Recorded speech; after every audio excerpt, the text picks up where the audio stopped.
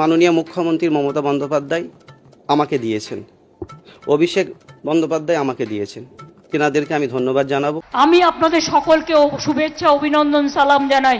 আমি কিন্তু ইফতারে যাচ্ছি, আপনারাও আসবেন। আমি তো মুসলিমদের তোষণ করি, 100 বার যাব। যে গরু মুখ দেয় তার লাঠি খাওয়া উচিত। বেশ কিছুদিন ধরে আপনারা একটা জিনিস লক্ষ্য করেছেন যে তৃণমূলে ভোট আসতেই ওদের যে দল বাড়ানোর একটা যে প্রতিভা সেটা আবার সবার সামনে চলে আসছে। তো এখানটায় কাসেম সিদ্দিকী নামক একজন মানুষ। তো কে এই কাসেম সিদ্দিকী? এই কাসেম সিদ্দিকী হচ্ছে নওশাদ সিদ্দিকীর ভাই। তো এ হচ্ছে তৃণমূলে গেছে মানুষের জন্য সেবা করতে। তো এই মানুষটা এত সুন্দর একজন মানুষ, এই মানুষটার বিষয়ে একটু আলোচনা করব। এই মানুষটার সব কালে কারনামে সব তোমাদের সামনে নিয়ে আসবো। আর আজকের ভিডিওতে আমরা দেখব যে আরজিকর মামলাটা, সেই আরজিকর মামলা আজ পর্যন্ত কোন পথে গেছে, বা তৃণমূলের একজন মুখপাত্র আছেন বিজ্ঞ বিচি, তিনি কি বলছেন এই মামলাটা নিয়ে। তো সেটা নিয়ে একটু আলোচনা হবে। তো চলো আর বেশি না বকে ভাট আজকের ভিডিওটা শুরু করা যাক। তো হে বাঙালি, হ্যালো বাঙালি, নমস্কার বাঙালি, কেমন আছো তোমরা সবাই? আশা করি অনেক অনেক ভালো আছো। তো আজকে আরেকটা নতুন ভিডিওতে তোমাদের সবাইকে অনেক অনেক স্বাগত। একটা দলে না আসা পর্যন্ত কোনো মানুষের জন্য কিছু কাজ করা যাবে না। ওই জন্য সেই সিদ্ধান্তটা আমাকে নিলাম, মানুষের জন্য কিছু কাজ করতে হবে। সেই জন্য আমি দলে এসেছি। আমাদের পশ্চিমবঙ্গের কিছু কিছু মানুষ আছে যারা হচ্ছে একটুখানি যদি সুযোগ পায় তোমার পেছন মেরে দেবে, মানে তুমি একটুখানি ঝুঁকে পড়লেই তোমার পেছন মেরে বেরিয়ে যাবে। যে এরকম করে আমাদের মুসলিম ভাই বোনেদের পেছন মেরে বেরিয়ে গেছে এই কাসেম সিদ্দিকী। এই কাসেম সিদ্দিকী যে তৃণমূলকে খেতে উঠতে বসতে শুতে সবসময় চোর চোর বলতো। তো এই কাসেম সিদ্দিকী যে তৃণমূলের নেতাদেরকে মা বোন তুলে গালাগালি করতো, মানে অকথ্য ভাষায় গালাগালি করতো। এই কাসেম সিদ্দিকী যে তৃণমূলের যারা নেতারা আছেন এবং কি তাদের মাননীয় মুখ্যমন্ত্রীকে নিয়েও অনেক রকমের কটূক্তি করেছে। তো এই কাসেম সিদ্দিকী এখন তৃণমূলের সাধারণ সম্পাদক, একটা এত বড় পোস্ট পেয়েছে তৃণমূলের। তো এখানটায় একটা জিনিস সবসময় দিদিমণি প্রমাণ করে যাচ্ছেন যে কেউ কিছু করুক কি না করুক, ভোট আসলে তিনি সংখ্যালঘুদেরকে শোষণ করবেনই করবেন। তাই কাসেম সিদ্দিকীকে আমাদের দিদিমণি কত টাকার লোভ দেখিয়ে তিনি তার দলে নিয়েছেন, বা এই মানুষটা যে গেছে এই কোন স্বার্থেও ওনার কাছে গেছে, অনেক কিছু জানার অধিকার সাধারণ মানুষের আছে। কারণ এরা দুজনেই হচ্ছে পাবলিক ফিগার। একজন হচ্ছে টাকা চুরি করার জন্য বিখ্যাত, আরেকজন হচ্ছে সেই তৃণমূলের নেতাদেরকে কটূক্তি করার জন্য বিখ্যাত।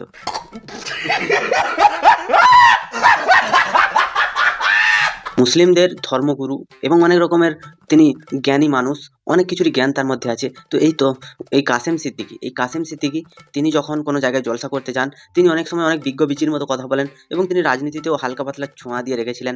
কিন্তু তিনি মেন তার ধর্মকে তুলে ধরেছিলেন সবার সামনে, তাই তিনি অনেকটাই বিখ্যাত। তো তিনি যখন যদি একবার তৃণমূলে চলে যান তাহলে তো মাননীয় আর অনেক লাভ হবে, তাই না? তো মাননীয়ও চেয়েছিলেন যে কাসেমের মতো একজন মানুষ আমার দলে আসুক এবং সে তার যে সব আঙ্গ সাঙ্গ আছে সেগুলোকেও নিয়ে আসুক। দিলে তো তৃণমূল সন্ত্রাস চালাতে, তৃণমূল এইরকমভাবে মানুষের উপরে অত্যাচার করতে তাদের সুবিধা হবে। এত আন্দোলন করেছি, মানুষ বিপদে পড়েছে, আমি আন্দোলন করেছি। আগামী দিন যদি কোনো মানুষ বিপদে পড়ে আমি অবশ্যই আন্দোলন করব। আজকে ঠিক মতো কাজ হবার জন্য আজকে আমাকে দলে আসা, যাতে সঠিক কাজটা হয়, মানুষ সঠিক কাজটা যেন পায়, ব্যাস। পশ্চিমবঙ্গে কিছু কিছু মাদ্রাসা ছাপ মাল আছে যেগুলো হচ্ছে খুন, ডাকাতি, শয়তানি, জোচ্চুরি, বাটপাড়ি এগুলো করার জন্য বিখ্যাত। তো এই সব মাদ্রাসা ছাপ মানুষগুলোকে তৃণমূল দলে আনতে মুখ্যমন্ত্রী মরিয়া চেষ্টা চালাচ্ছিলেন। তিনি অনেক সময় নিজের ইচ্ছা কি অনিচ্ছা জানি না, তিনি সবসময় এই ফুরফুরা শরীফে যেতেন, তিনি এই মসজিদে যাচ্ছেন, ওখানে গিয়ে নামাজ পড়ছেন, রাস্তায় মুসলিমদের নামে অনেক ভালো ভালো কথা বলছেন, স্টেজে উঠে বলছেন হিন্দু মুসলিম ভাই ভাই, আর আমি হচ্ছি চুদির ভাই, এরকম অনেক রকমের কথা বলতেন। তো এখানটা একটা জিনিস প্রমাণ হচ্ছে যে মুখ্যমন্ত্রীর আরও অনেক ক্যাডার দরকার। তো আমি তো মুখ্যমন্ত্রীকে অনেক সময় অনেক রকম গালিগালাজ করি, আমি জানি না কবে কোনোদিন মুখ্যমন্ত্রী আমাকেও একটা কোনো বড় পদ দিয়ে দিলেন। ভাবা যায় যদি একটা বড় পদ পাই তখন তো আমাকে অনেকেই চিনবে, অনেকেই আমার কাছে চাকরির জন্য আসবে, আমি তাদের টাকাগুলো সব ছেড়ে দেবো। আমার অনেক ইচ্ছে, বহু ইচ্ছে আমার।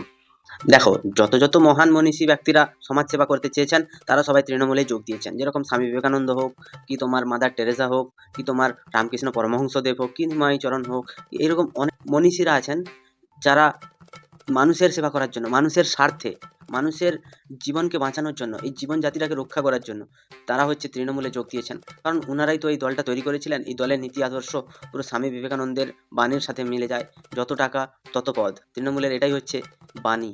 তাই কাসেম সিদ্দিকী তিনি হচ্ছেন তৃণমূলে গেছেন। তৃণমূল অনেক ভালো দল, আমরা ওনার আত্মার শান্তি কামনা করি, কারণ উনি ওনার যে শরীরটা ওটা ওখানে নিয়ে গেছেন আর আত্মাটা চাইছে টাকা।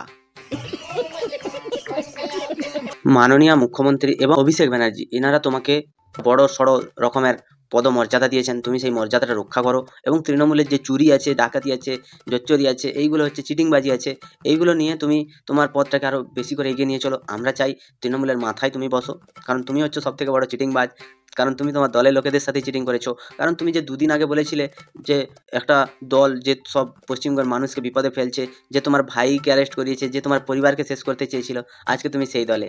তো এখানটাই হচ্ছে মেন প্রশ্ন যে তুমি কেন গেছো। আর যদি মনে হয় যে তুমি মানুষের হয়ে সেবা করবে, তুমি জনগণের হয়ে সেবা করবে, তুমি অন্য দলে যাও, আরও তো এত দল আছে, তো সে দলগুলোতে যাওনি, তার কারণ হচ্ছে টাকা।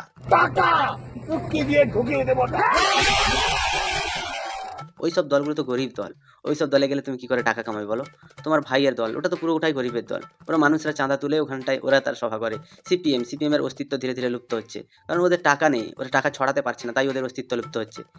বিজেপি হচ্ছে তোমাদের কথায় মুসলিম বিরোধী, কারণ বিজেপি কোনোদিন বলেনি যে মুসলিমরা তার শত্রু, এরকম করে কোনোদিন কোনো নেতা বলেনি। ওরা একটা কথা বলেছে যে বাংলাদেশিরা, তো সেসব কথা থাক। একটা কথাতে আসি, মেন হচ্ছে তুমি গেছো কেন তৃণমূলে? কারণ তৃণমূলে তুমি দেখছো যে বিগত কয়েক বছরে প্রচুর পরিমাণে চুরি হয়েছে, প্রচুর পরিমাণে ডাকাতি হয়েছে, প্রচুর পরিমাণে স্ক্যাম হয়েছে। আর তৃণমূল দলটা যে যত যাই করুক, যতক্ষণ না পুলিশ তার পেছনে পড়ছে বা সিবিআই ইডি এরা যতক্ষণ তার পেছনে পড়ছে, ততক্ষণ পর্যন্ত মুখ্যমন্ত্রী তাকে তার দলে রাখছেন। যখনই দোষ প্রমাণিত হচ্ছে তখনই লাথি মেরে তিনি তাদেরকে বার করে দিচ্ছেন। তো এবার তুমি আমায় একটা কথা বলো যে তুমি লাথি খাওয়ার জন্য রেডি তো? যদি চুরি করবে তাহলে একটা কথা বলি, মুখ্যমন্ত্রীর সাথে পরামর্শ করে তুমি মুখ্যমন্ত্রীর অভিজ্ঞতা নিয়ে তুমি সেই চুরি যেটা করবে সেটার সব প্রমাণ লোপাট করে দিও, দেখবে সব কিছু ভালো হবে, তোমার ভালো হবে, ঈশ্বর আল্লাহ যেই থাকুক তোমার মঙ্গল করবে।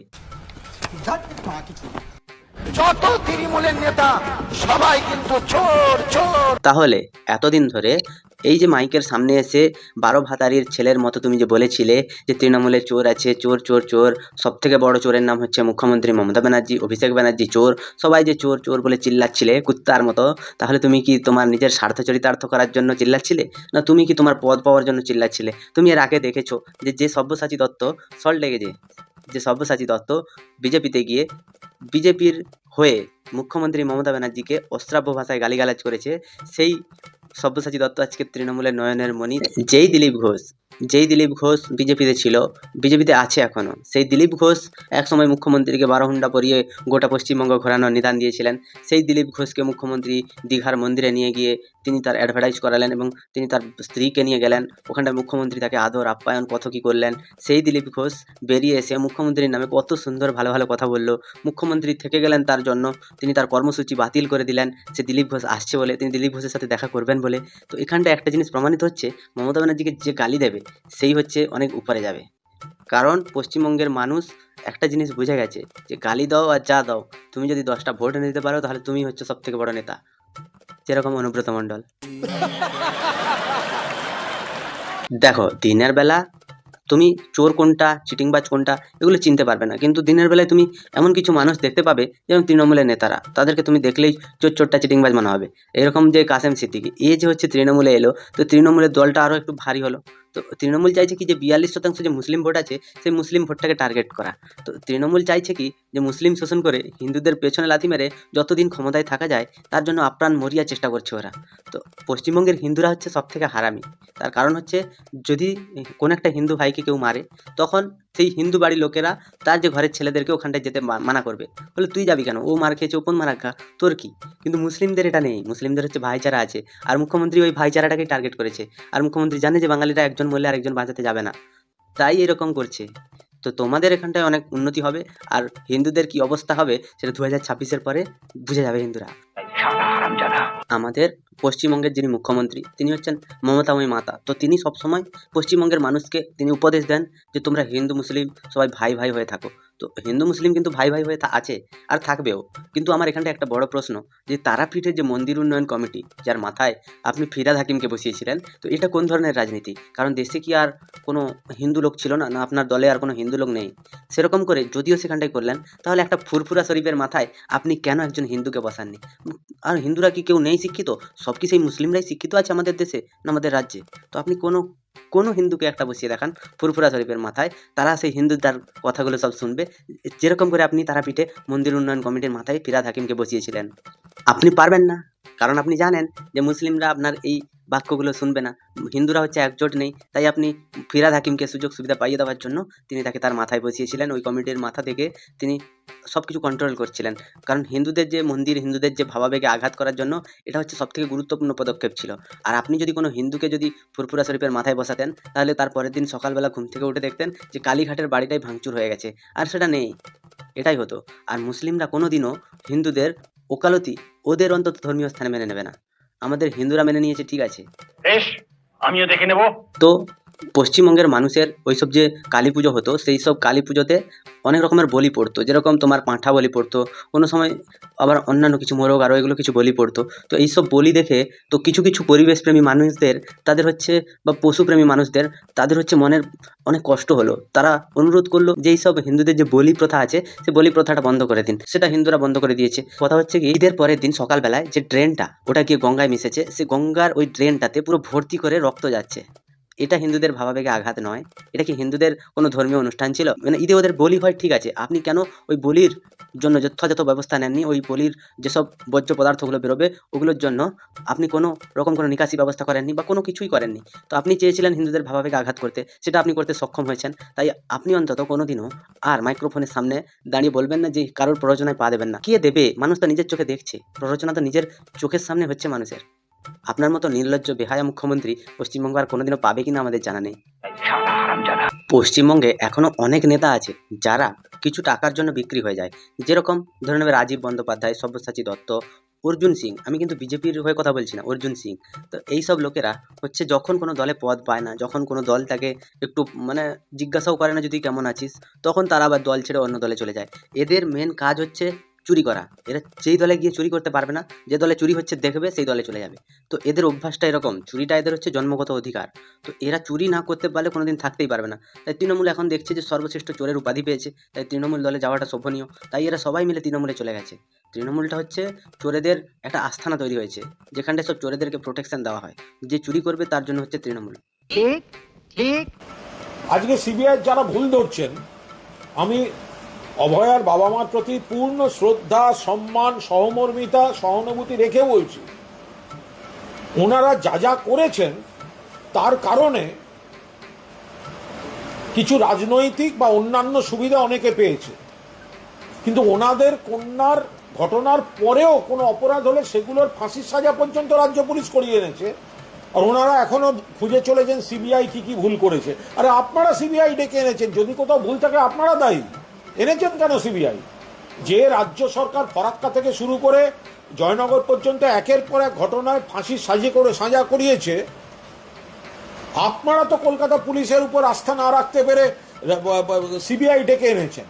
আপনারা তখন বলেছেন, আপনারা যেসব রাজনৈতিক লোকদের কথায় চলেন, আপনাদের মেয়েকে ভাঙিয়ে কে তার রুটিন চাকরি বদলি আটকাচ্ছে, আপনাদের মেয়েকে ভাঙিয়ে কে কিউআর কোডে টাকা তুলছে, আপনাদের মেয়েকে ভাঙিয়ে কে কোথায় মুখ দেখিয়ে জনপ্রিয় হচ্ছে, এখন আপনারা তাদের ট্র্যাপে পা দিয়েছেন।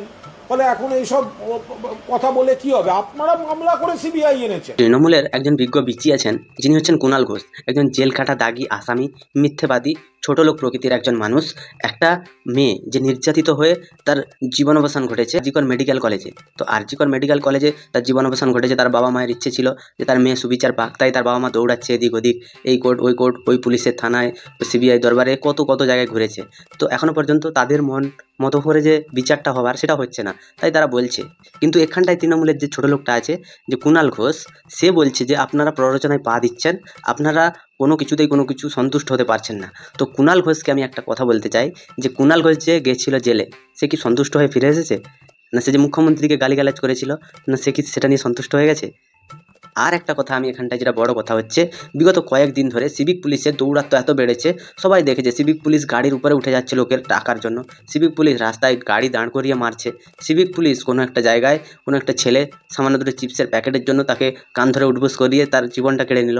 তো এইরকম করে সিভিক পুলিশের অত্যাচার যে দিন দিন বেড়ে চলেছে, সেই আরজিকর ঘটনায় তোমাদের কথা অনুযায়ী যে সিভিক পুলিশ, এই সিভিক পুলিশই তো ওই ঘটনাটা ঘটিয়েছে তোমাদের কথা অনুযায়ী, আর কোর্টও তাকে দোষী সাব্যস্ত করেছে। এখানটায় পশ্চিমবঙ্গের পুলিশ মন্ত্রী হিসাবে মুখ্যমন্ত্রী ক্যামেরার সামনে এসে ব্যর্থতা তার স্বীকার করেছেন। তারই তো সিভিক পুলিশ এদিক ওদিক সব কিছু করে চলেছে। আর এই যে সিভিক পুলিশ, একে তো কতদিন আগে থেকে কোর্ট বলেছিল যে এই সিভিক পুলিশ নিয়োগ বন্ধ করতে হবে। তোমাদের মুখ্যমন্ত্রী শুনেছে? ডানপিটে কিছু কিছু মানুষ হয় জানো তো, যাদের পোঁদে মারলেও যা আর সামনে দিয়ে মারলেও তাই। তো সেই রকম প্রকৃতির মানুষ হচ্ছে তোমরা। তোমাদের ঘরে মা বোনকে যেদিন এই সিভিক পুলিশরা তুলে নিয়ে যাবে সেদিন তোমরা বুঝতে পারবে। এর আগে বলেছিলাম যেদিন তৃণমূলের নেতারাই পুলিশের মা বোন নিয়ে টানাটানি করবে সেদিন এই পুলিশরা জানতে পারবে। তো একজন পুলিশ দেখেছিলে তোমরা, অনুব্রত মণ্ডল তার মা, বোন, বউ এদেরকে নিয়ে টানাটানি করলো বা এদের সম্পর্কে অনেক রকমের গালিগালাজ করলো। তার বউ নাকি দেখতে খুব সুন্দর এরকম বললো। দোষ হলো কার? পুলিশের। কারণ পুলিশ কলটা রেকর্ডিং করেছে, এটা হচ্ছে পুলিশের সব থেকে বড় দোষ। পুলিশ তাহলে প্রমাণ দিত কী করে? এখানটায় সব থেকে বড় প্রশ্ন। এই যে মূর্খামির পরিচয়, যা মূর্খতা। কিছু কিছু মানুষ আছে আমাদের পশ্চিমবঙ্গে যাদের পেছনে যদি 10টা কুঁকিয়ে লাথি মারা হয় তখনও পর্যন্ত সে মানে দাঁড়িয়ে থাকার চেষ্টা করবে। সে পশ্চিমবঙ্গে এখন রাজাকারের শাসন চলছে। তো রাজাকার মানে হচ্ছে বাংলাদেশের কথায় পাকিস্তানের নাগরিকদের রাজাকার বলা হয়, কারণ তারা বাংলাদেশে আক্রমণ করেছিল।